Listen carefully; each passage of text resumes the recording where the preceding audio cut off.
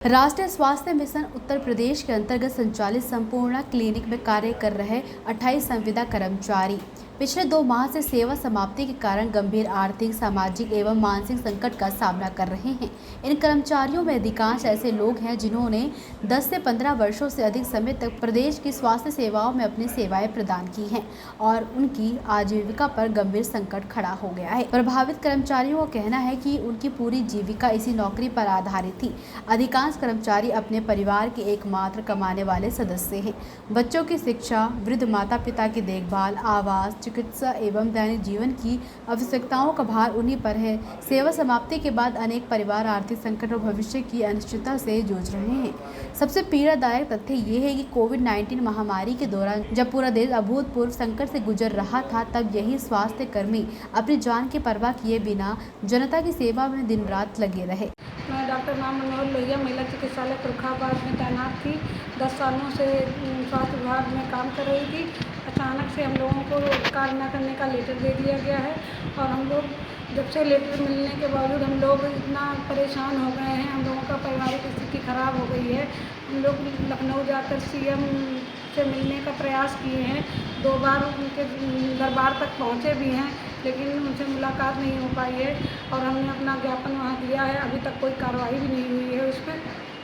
मंत्री जी से हमारा अनुरोध है कि हम लोगों की बात को संज्ञान में लें और इस पर कुछ कार्रवाई की जाए, हमारी रोजी रोटी वापस की जाए। मैं साजिया आफरीन, डिस्ट्रिक्ट औरैया से। मैं यहाँ लखनऊ 6-7 बार आ चुकी हूँ।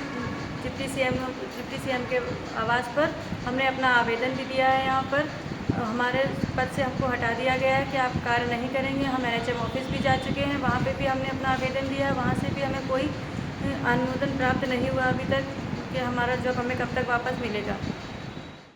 मैं पूनम कन्नौज से डिस्ट्रिक्ट हॉस्पिटल सपोर्ट स्टाफ जो है 11 साल से मैं संपूर्ण कार्यक्रम में कार्य कर रही थी और अचानक ही जो है लेटर हाथ में पकड़ा दिया गया। उस कठिनाइयों को देखकर हमारे बच्चों को पढ़ाना और घर के खर्चे सारे जो है नहीं हो पा रहे हैं। इसको लेके बहुत परेशान हैं। राष्ट्रीय स्वास्थ्य मिशन के अंतर्गत और 11 से 12 वर्ष हो गए हैं। हम इसमें अलग अलग पद से हम लोग हैं। कोई स्टाफ नर्स है, सपोर्ट आया है और काउंसलर है। ये हम लोगों को डॉक्टर भी हैं इसमें और 11 से 12 वर्ष में हम लोग काम करते हो गए हैं और अचानक से ये हमें लेटर दे दिया गया कि काम ना करने का।